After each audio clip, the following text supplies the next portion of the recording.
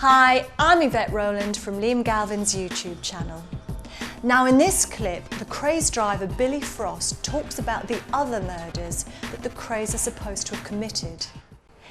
I lost a lot of respect for Ronnie and Reggie when they stabbed Mickey Morris. And if I hadn't been there, I think they would have definitely killed him. I said there was people coming up the stairs and people in the flats opposite looking in through the open windows above a pub that stopped Reggie, calmed down. And Ronnie had Mickey Morris ran in a half Nelson standing behind him, and Reggie plunged a big hunting knife into his arm, and I couldn't really help him any more than I did Mickey Morris, although his blood was pumping out of him everywhere. Wally Garlick took him to the London hospital, where he said he had a row with two black men in Brady Street and one of them stabbed him. Can I just ask one question? For people who don't know, who is Mickey Morris? Mickey Morris was a very young, very good amateur boxer, and he was also a very good thief. He used to rob banks and things like that, you know. And that's what really the disagreement was about. Because Mickey Morris and another fella went up to Birmingham with two other men and they robbed the bank there. Mickey Morris and the other fella come back to London, and the other two fellas, they got away with it. They had the money in their car, which was about £42,000, I think, and it was a lot of money at the time. And the other two fellas got caught and identified, and they never give their wives a penny out of the money. And this annoyed Ronnie because he said they had no principles. And later, the other fellow who was with Mickey Morris got shot twice in the head, and he was unfortunately enough to live. Getting back to the murders, you know, did you know Jack the Hat personally? I knew Jack the Hat. He was a very good friend of mine, and when I heard from a good source, being like ex-member of the firm, at the time I was on the run over other charges, and I weren't present when it happened, but when I found out the terrible death Jack suffered, I lost a hell of a lot of respect for both of them. George, what about George Cornell? Well, I like George Cornell. George had done me a couple of good favours, because more or less we all lived very close to one another, me, George, Cornell and that. We were all like in the Watney Street region and Commercial Road, and I really had a lot of respect for George. George was a very tough man, and I didn't, you know, really like what I'd done to him. Although after they shot him, I lived with Ronnie for 4 months along Weebridge Road. We went into hiding. You actually drive for the Krays? I drove for him, yeah, on and off for years. What was that like to drive the Krays? It was okay, you know. I think night before that Ronnie killed Georgie Cornell, I was in the Grey Morris. There was quite a few of us. And Reggie said to me, "You've got to take me and Reggie up the West End." And I drove him up to the Stalk Club, and it was very early in the evening, 8 o'clock at night. And at that time of night, no West End clubs are really open at all. That's all, like the Stalk was, a cabaret club. And when we got inside, George Cornell was sitting down at a table, and Ronnie wouldn't sit with him. And Reggie went and sat and talked to George Cornell, and I sat on another table with Ronnie, and Ronnie was mumbling, but he was incoherent, you know.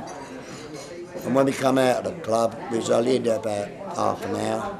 When we come out, they got in the car, neither of them spoke one word to one another. And when we got back to Whitechapel, to the Grey Morris, they went and sat in a booth on their own and had a discussion. And 2 weeks later, out of the blue, Ronnie shot him. What do you think the reason was? Well, the reason was over the fellow I told you who got stabbed. Ronnie liked him, and what he'd done to the other people, it all boiled up in Ronnie's mind.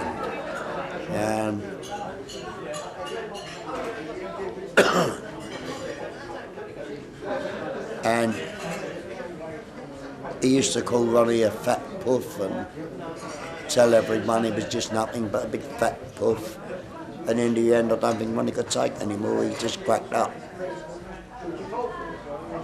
And he was driving by the blind beggar, and I see his car, which was a blue Ford Zephyr 4. I can really remember George's car. I can even remember the first 3 letters of the registration. It was EXF. I can't remember the rest. And on top of the bonnet, he had a horse on the bonnet and a horseshoe on the front of it. It was like distinctive, if you know the car. And Ronnie drove by, see the car. He went back to the Green Dragon Club, got a gun. He and Barry got a gun. I come back, he walked into the Grave Morris and shot him in the head, and the rest is history, you know. Lots of rumours and myths that the Cray twins killed more than George Cornell and Jack McVitie. What's your take on that? Oh, I know they did kill more. I think they killed Teddy Smith as well. That's 3 I know about. Can you explain who man Teddy Smith is? Well, Teddy Smith was he used to be a script writer. He was quite an intelligent person. He had lots of influential friends, mainly Lord Boothby. He introduced Ronnie and Reggie to Lord Boothby, and that was who Teddy Smith was. And I weren't actually there, but I was told that Reggie Kray and picked him up with Albert Donahue and Ronnie, and Reggie and Teddy Smith got out of the car and they walked round a block of houses, and when he came back, Reggie was on his own, got in the car and they drove off. And Teddy Smith was never ever seen again. Can I ask, when was the last time you actually saw any of the Krays? Last time I saw any of the Krays, I was going to a stag party, and I was in the highway, not the highway, Cable Street, in Stepney, and Reggie had a girlfriend who used to live locally round now, and I was going to a little pub called the Hastings Arms. A woman named Flossie Hennessy had it. And I was walking along Cable Street and heard a horn blow on a car, and I looked over and it was Reggie. He had a blue Elvis saloon. And I went over, had a little chat with him, and he gave me 50 quid and said, that'll help you out a little bit, and I'll never ever see either of them again. Not till after their arrest. And describe, what was the difference between the two of them? Describe their characters. Well, Charlie was a very sensible person. Reggie was a very sensible person. Ronnie had some sense, but sometimes he got a little bit confused over certain issues, you know. And when you were around them, were they particularly violent in any way? Well, you could talk to, say, Reggie, and you had to strain to hear him talk most times, because he talked very quietly, Reggie. And Reggie was the more violent one out of the two of them. And did you ever witness him being violent, or? Oh yeah, on quite a few occasions. I was at an eel stall one night. It was early evening. And we was having a bowl of eels at Tubby Isaac's at Aldgate. And all of a sudden, a fella stopped in the car, and before he recognised Reggie, he was nearly at the stall, and Reggie turned round, he see him, and he said to him, Ronnie wants to have a word with you. He said, like, if you see Ronnie, it won't be a right-hander. He said, he'll stab and cut you. He said, if you like, I'll give you a right-hander, and that'll be the end of it. And he hit the guy, and I felt sorry for him, he broke his jaw.